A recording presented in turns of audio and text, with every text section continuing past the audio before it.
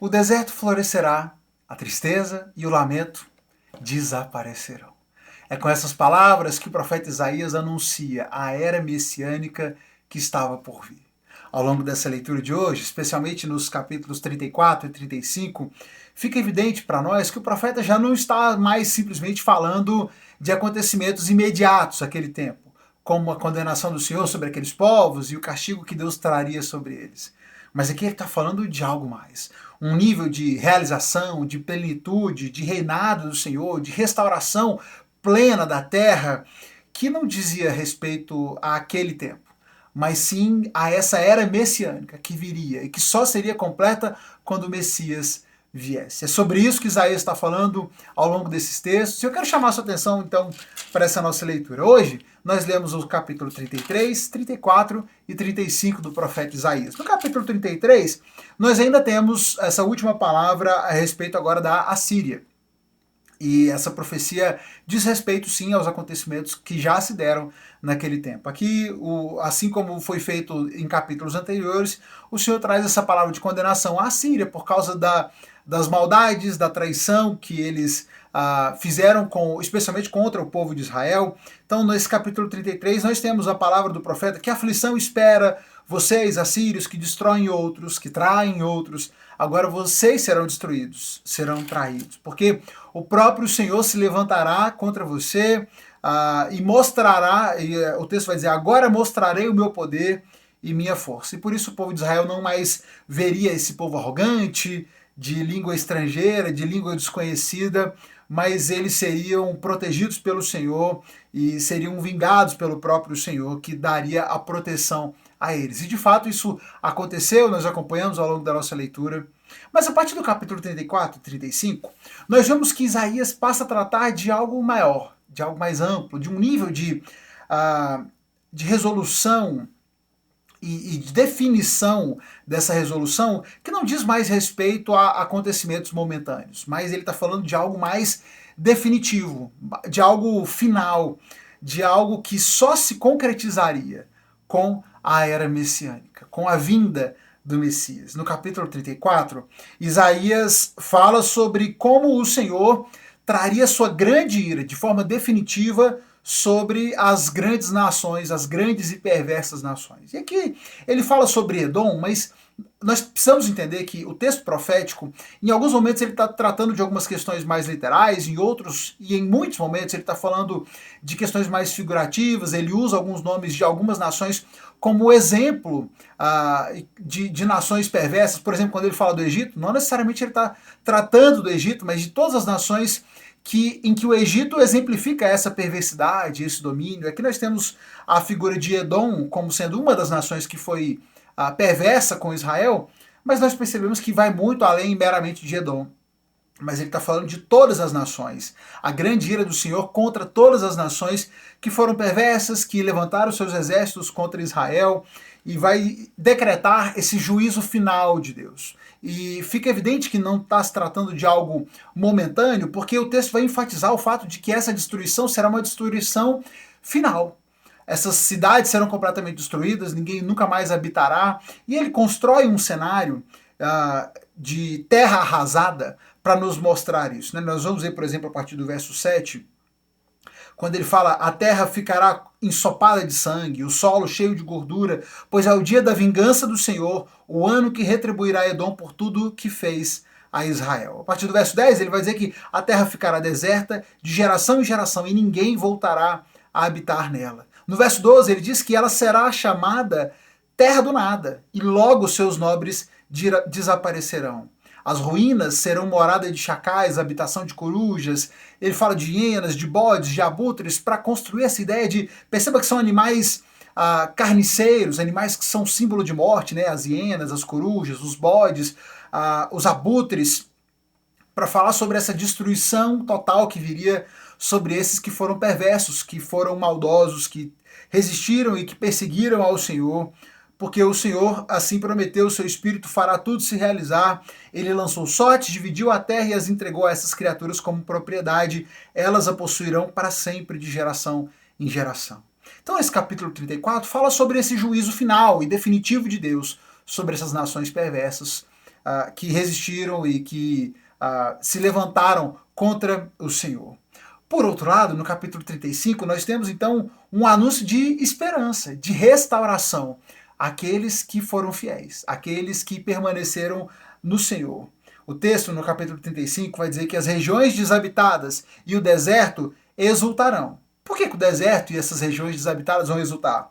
Porque a terra desolada se alegrará e florescerá como o açafrão. Haverá muitas flores, cânticos e alegria. Essa terra que, num determinado momento, esteve desolada, completamente abandonada, ela vai voltar a florescer. Ela vai voltar a se alegrar. Haverão flores, haverão cânticos de alegria. O texto de Isaías vai usar muitas ilustrações que vão remeter essa dimensão de alegria para uma região desértica, como quando ele fala sobre a água, ele usa muitas ilustrações sobre a abundância de água que viria, essa região que outrora estava deserta.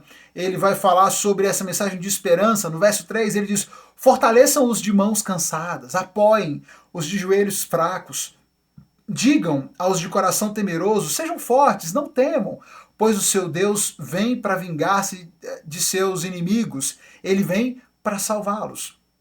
Quando ele vier, abrirá os olhos dos cegos, os ouvidos dos surdos, os aleijados pularão como o cervo e os mudos cantarão de alegria. Fontes brotarão no deserto, rios correrão na região desolada, o solo ressecado se tornará um açude, a terra sedenta mananciais de água, o capim, a cana e o junco florescerão onde antes viviam chacais do deserto.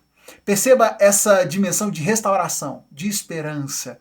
A palavra do profeta é: fortaleçam, estimulem, deem ânimo para aqueles que estão cansados, esperem um pouco, porque a restauração virá. Esse tempo que hoje é desértico, que hoje é de desolação, dará lugar à esperança e à restauração completa.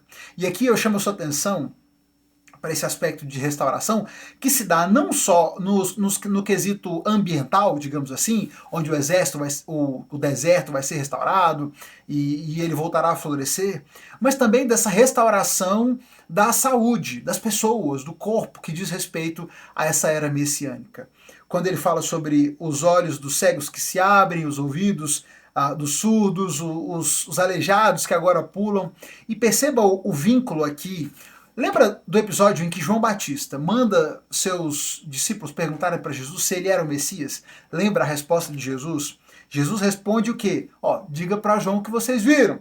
Né? Os cegos estão enxergando, os surdos estão ouvindo, os aleijados se levantaram. É a esse texto de Isaías que Jesus fazia menção quando respondeu a João Batista. Ele está claramente dizendo para João: a profecia de Isaías está se cumprindo. Esse tempo de restauração chegou. Quando João Batista ouviu essa resposta, ele não teve dúvida do que Jesus se referia. E é essa profecia messiânica que Jesus estava tratando na sua resposta. A profecia segue dizendo, a partir do verso 8, um caminho largo atravessará a terra antes desabitada, e será chamado caminho de santidade. Os impuros jamais passarão por ele. Será somente para os que andam nos caminhos de Deus. Os tolos jamais andarão por ele. Ao longo desse trajeto, leões não ficarão à espreita, nem qualquer outro animal feroz. Não haverá nenhum perigo, somente os redimidos andarão por ele. No dia dessa restauração, quando o Messias vier e restaurar a terra, e restaurar as pessoas, e trouxer restauração total dessa criação, haverá um caminho posto para aqueles que caminharam em santidade, um caminho para aqueles que se propuseram a seguir o caminho de Deus e andar com o Senhor. Os justos, somente eles andarão por esse caminho.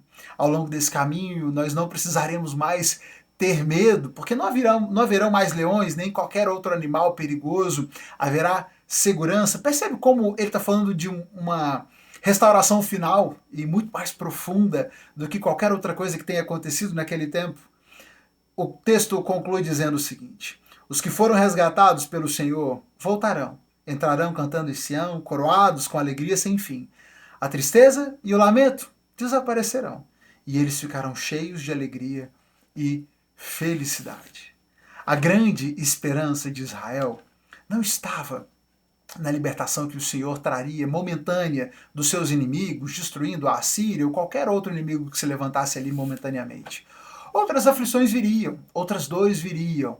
A vida é repleta das suas dores e dos seus desafios. A grande esperança de fato que nós temos é dessa restauração final. A esperança no Messias. Era essa que foi iniciada com a vinda de Jesus, que teve o seu início, a sua largada dada com a vinda de Jesus e que será plenamente concretizada quando o Senhor voltar. Nós já estamos nesses dias, já estamos vivendo esses dias, já vislumbramos aquilo que esperamos com os olhos da fé, confiados no retorno do nosso Senhor. Se hoje nós ainda estamos sujeitos a essas dores, aos sofrimentos dessa vida, eu convido você a voltar os seus olhos para esse texto e a nos lembrarmos de que a nossa grande esperança está na restauração plena que Jesus fará definitivamente para todos nós.